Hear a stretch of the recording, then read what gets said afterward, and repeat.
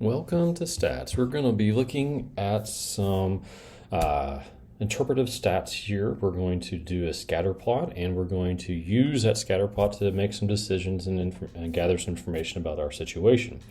What I did here is I've already entered some data into a spreadsheet. You can also use a graphing calculator with certain statistical functionality to do the exact same process we're going through. You can also use numbers and Google Sheets or any other spreadsheet that you have access to. Additionally, there are statistical softwares out there that you can use, something like Minitab and several others like SAS and things like that. We're not using those in here because my assumption is that most of the people taking at least this entry-level material would not necessarily have access to that or would not be using it currently. Okay, so what do we do? Well, just to run through really quick, a few things we can do, just kind of looking at these two pieces of data. And I'll explain more about where this data came from here in a second. But one of the things we can always do, and I always find this to be useful, is we can go through and we can do the average of that data set. And I'm just going to type in the word average and then just grab the whole column and hit enter. And I don't even have to type that a second time. I can just do control copy and control paste there. And then I can see very quickly that there is an average difference between these two, 4.6 versus 12.17. Now I can also do other functionalities with these as well. I could go through and have the computer or have the spreadsheet figure out the standard deviation and all these other descriptive statistics for us, determine if there's something going on between these two pieces. Now that's not really the purpose of this particular activity or this video, so I'm going to stop on that. I'm just going to point out that we should and can do those things anytime we have some data. Just go through and look and gather what we can. We could even graph both of these separately from each other and just see, do we end up with a normal or some other type of distribution with these two sets independently of each other, because that can give us more information about the sets themselves as well. All right, so in this instance right here, what we're actually looking at is homicide rates for 26 counties in the state of Ohio, and between 2008 and 2011. And in the second column here, we have suicide rates for those same corresponding counties in Ohio. Now, what we can do here is we can add some labels here, and I'm just going to insert directly above that, and we're going to call this H, and we'll call this S. Now, that is just to give us some stuff to work with there. I'm going to go here. I'm going to pick this column, and then I'm going to go over here to insert. And then once again, I'm going to pick one of these options over here in the middle center of my screen. I can pick through any of these I want. If you were like, well, where are scatter plots? You can always just pick a down arrow and just kind of hover around. It's like, well, that looks kind of scatter plotty, but it's not. That's not it. So we can pick another one.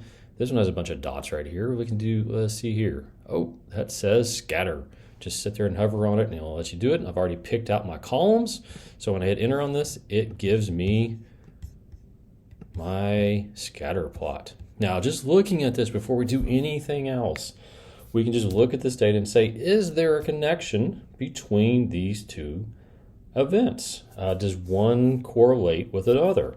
And when we look at this, to be truthful, I would say that it looks like there is no correlation. Maybe there isn't.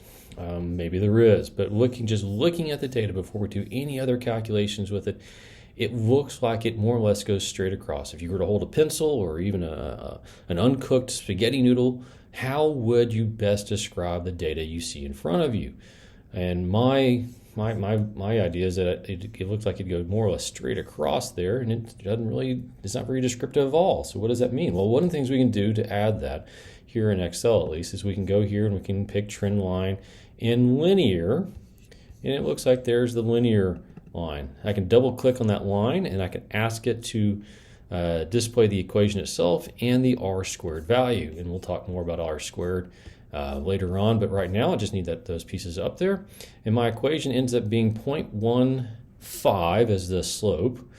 And what does that mean? Well, it means that there's not much of a change between the two events. You're just talking about not even 0.2, but just 0.1 if we were to round that, same 0.1 of a change between the x-axis and the y-axis. So there's very little interaction between those two things. Now the other piece here is the r-squared value. That r-squared value is actually very important to us.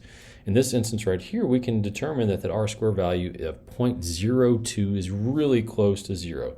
The closer to 0, the less reliable our equation is.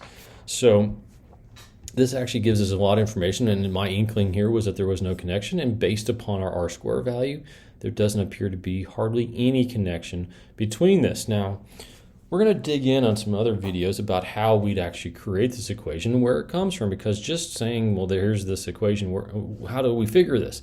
Well, this equation is figured based upon a number of different items.